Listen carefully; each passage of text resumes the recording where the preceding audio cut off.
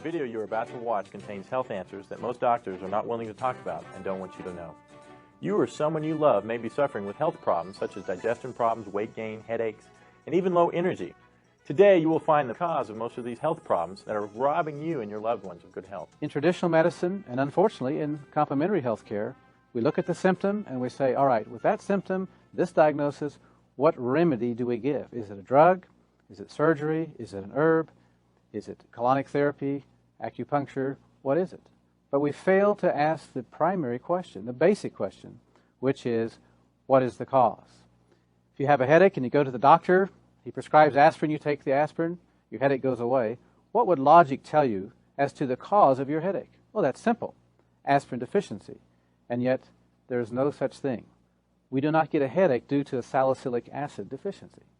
We haven't asked what the cause is. This is like hearing the fire alarm go off in your home and you run up and find the wires to the fire alarm and cut the wire and think, okay, I don't hear the fire alarm anymore, therefore there's no more fire. That's ridiculous. The problem with not looking at causes is that while we're getting relief, we continue to poison the body, we continue to weaken it, and ultimately we end up with some disease process. I believe the number one cause of health problems is auto-intoxication. Auto meaning self, intoxication meaning poisoning. We poison ourselves by our faulty lifestyle. Yes, most of the time out of ignorance. What is the most common cause of auto-intoxication? It's poor bowel function or poor colon health. Oh, come on, you say. That's ridiculous. Well, let me tell you something. There are medical studies that say otherwise. Here are some very interesting facts about our colon. This first one comes from Dr. Anthony Bagier, a professor of gastroenterology in New York, concluded after a 25-year study of over 5,000 cases that every physician should realize that the intestinal toxins are the most important primary and contributing causes of many disorders and health problems of the human body. That's profound. When I went to medical school, chiropractic school, even naturopathic school, I was not taught about the relationship between colon health and physical problems. That is sad. But after 20-plus years of clinical experience and also the hundreds of medical studies, we now know better. The health of the colon does make a difference. In this video, we're going to learn how poor colon health can lead to serious health problems. We're going to learn what autointoxication is, what causes it, and what we can do about it. To understand autointoxication and its relationship to colon health and our health, we need to have a quick anatomy lesson. Let's look at the digestive system. Digestion begins in the mouth. As we chew our food, saliva mixes with the food. Saliva contains some enzymes that begin the process of digesting that food. We swallow the food, it goes down into the stomach where digestion continues. From there, the food goes into the small intestine where digestion finishes up, and then food is absorbed through the villi in the small intestine. After digestion, after absorption, the food is passed on into the large intestine and becomes fecal matter. It goes across the transverse to descending colon, the sigmoid colon, and out through the rectum. Here's a diagram of your small intestine. It is about 25 feet in length and approximately the width of your thumb. On the close-up here, we see what are called villi. These are finger-like projections through which nutrition is absorbed into the bloodstream to nourish the body. Now, eating toxic food, junk food, can cause a film to build up over these villi, which will hinder the absorption of nutrition into the body. And it really doesn't matter how many supplements you take, not going to get the benefit of your money. In this diagram, we're observing the normal movement of food through the small intestine, and then it becomes fecal matter in the large intestine, going out in a timely fashion, one meal in, one bowel movement out. In this diagram, we're observing a sluggish bowel in which several meals are backed up in the large intestine, which is the result of constipation and certainly produces toxic bowel syndrome. You're supposed to have 2 to 3 bowel movements a day if you're eating 2 to 3 meals a day. The bowel movements should be effortless, odorless, and well-formed, and leave you with a feeling of satisfaction and cleanliness when you're finished. Dr. Norman Walker, who by the way died at the age of 109, was one of the foremost pioneers in colon health. He stated that out of 100,000 autopsies that he had attended, there were less than 10% normal colons. Dr. William Hunter said, "The colon is the sewer system of the body. But with neglect and abuse, it becomes a cesspool of toxins that spill over into the body. Let me tell you the true definition of regularity. If you eat a meal, you have a bowel movement. You eat 3 meals a day, you should have 3 bowel movements a day, just like a baby. You feed a baby, 20 minutes later, it has a bowel movement. So let me ask you a question. If you're eating 3 meals a day, but you're having just 1 bowel movement a day, or maybe 1 bowel movement every 10 days, as some patients tell me, sometimes once every 2 weeks, believe it or not. Question, what's happening to that food? What's it doing to our body? You're about to find out. Here's a diagram of the normal colon. Notice the ascending colon, transverse colon, descending colon, sigmoid, and rectum. Look at this example of how toxic a colon is. Look at the cross-section of the colon, only leaving a small passageway to eliminate. This waste builds up, causes poisons, which are then absorbed into the body. This is what happens to our colon when we ignore the body's urgings to have regular bowel movements. Let me ask you a question. What would happen if you were to put a hamburger in a Ziploc bag and left it in your kitchen counter? What would it smell like after a week? Or even worse, what would it smell like after several years? This is what's going to take place in our bodies if we are not eliminating properly.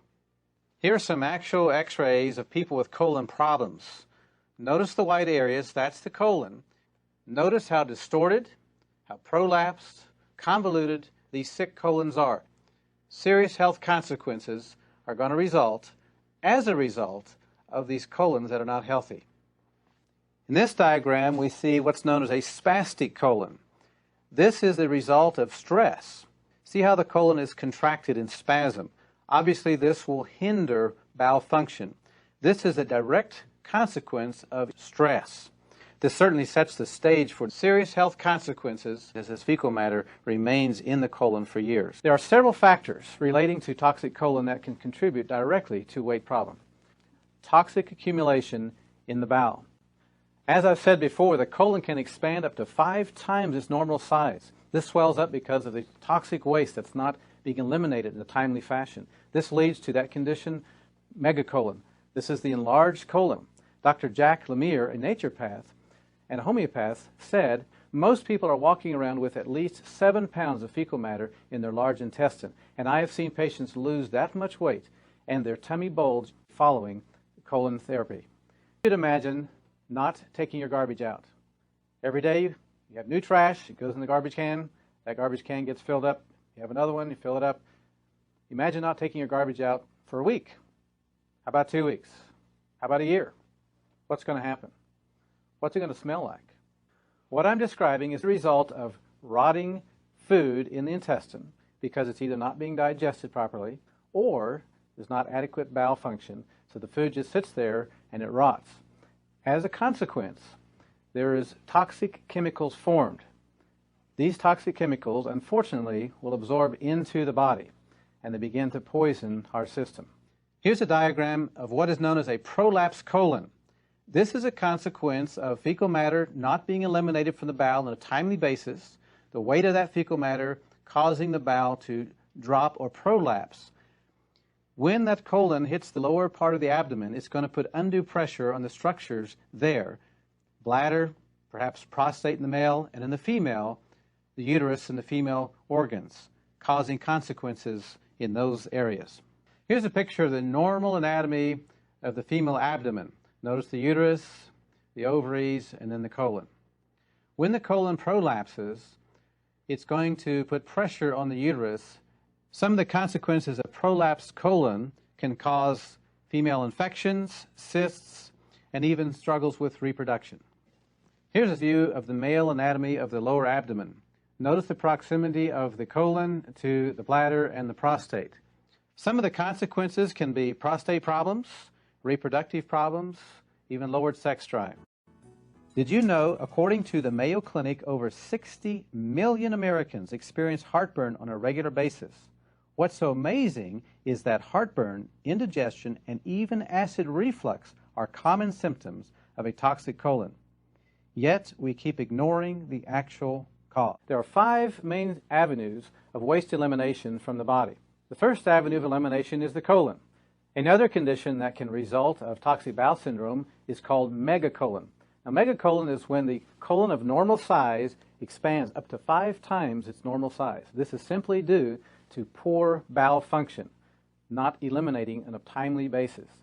As a consequence, the toxic debris sits in the colon for days, perhaps, and weeks, we don't know. You know this person who's got the big gut, skinny legs. You ever look at that and wonder what's going on there? Now you know. How about halitosis, bad breath? That's another consequence of toxic bowel syndrome. This is where the toxins absorb into the body and they're exhaled through our lungs. So that brings us to the next avenue of elimination, which is the liver. The liver is designed to filter the blood. If the colon becomes plugged up and we have this rotting material, it's got to overflow somewhere. The liver is the first one to get it, and we'll have certain symptoms that can result from that. For example, headaches. This is simply the brain crying out because it doesn't like this toxic blood that the liver is not filtering. Low energy. You can even have memory problems because if the blood is toxic, we don't think as well. Lowered sex drive, cholesterol problems. The liver is the primary gatekeeper of the blood fats, and if it's congested, it can struggle to maintain our cholesterol level. Even joint problems, and the next line of defense is the kidneys. Since the colon, the first line of defense, is not able to handle it, then somebody else has to. So now we have the kidneys are overloaded. Going to have kidney problems. Consequence of that can be blood pressure problems, even low back pain. What's the next avenue of elimination? The lungs. The lungs can also get in on the act of having to deal with some of these toxins. We already mentioned bad breath. How about asthma, allergies, even our skin? The skin is one of the largest organs of waste elimination of the body. But if the colon's backed up and the liver's backed up, the skin becomes a relief valve for the liver and for the kidneys. And so we're going to have skin problems, all a consequence of poor bowel function. Let me ask you a question. If you're taking a bath or a shower every day to keep the outside clean, why wouldn't you want to keep the inside clean too? It just makes sense. This whole autointoxication process can lead to premature aging, never mind disease. Remember, we age from the inside out, not the outside in.